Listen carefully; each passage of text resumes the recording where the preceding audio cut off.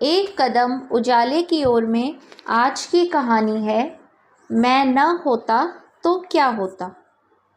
अशोक वाटिका में जिस समय रावण क्रोध में भरकर तलवार लेकर सीता माँ को मारने के लिए दौड़ पड़ा, तब हनुमान जी को लगा कि इसकी तलवार छीनकर इसका सर काट देना चाहिए। किंतु अगले ही क्षण उन्होंने देखा मंदोदरी ने रावण का हाथ पकड़ लिया। यह देखकर वे गदगद हो गए। वे सोचने लगे कि यदि मैं आगे बढ़ता तो मुझे भ्रम हो जाता कि यदि मैं न होता तो सीता जी को कौन बचाता।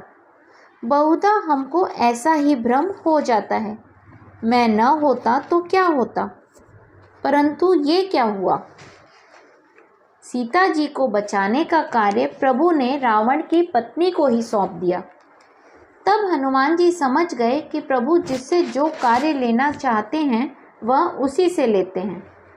आगे चलकर जब त्रिजटा ने कहा कि लंका में बंदर आया हुआ है और वह लंका जलाएगा, तो हनुमान जी बड़ी चिंता में पड़ गए कि प्रभु ने तो लंका जलाने के लिए कहा ही नहीं है, और त्रिजटा कह रही है कि उन्होंने स्वप्न में देखा है कि वानर ने लंका जलाई।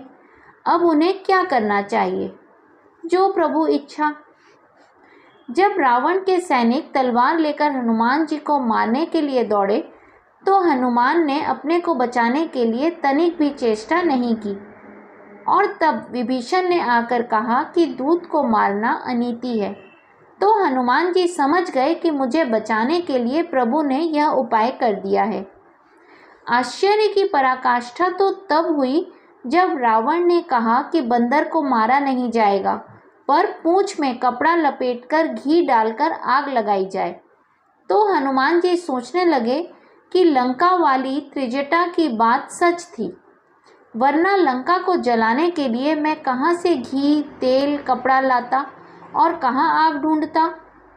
पर वह प्रबंध भी आपने रावण से करा दिया। जब आप रावण से भी अपना काम करा लेते हैं, तो मुझसे करा लेने में आश्चर्य क्या। इसलिए कभी भी ये भ्रम न पालें कि मैं न होता तो क्या होता, क्योंकि न मैं श्रेष्ठ हूँ ना ही मैं खास हूँ, मैं तो बस छोटा सा भगवान का दास हूँ। मन में यही विचार करके हनुमान जी वापस लौट आए। इस कहानी का संदेश मेरे दृष्टिकोण से, संसार में जो हो रहा है वह सब ईश्वरीय विधान है। हम सब तो केवल निमित्त मात्र हैं। अतः हमारा अभिमान करना कि मैं न होती तो क्या सर्वथा निरर्थक है। आप अपना दृष्टिकोण जरूर लिखिए। हरि ओम।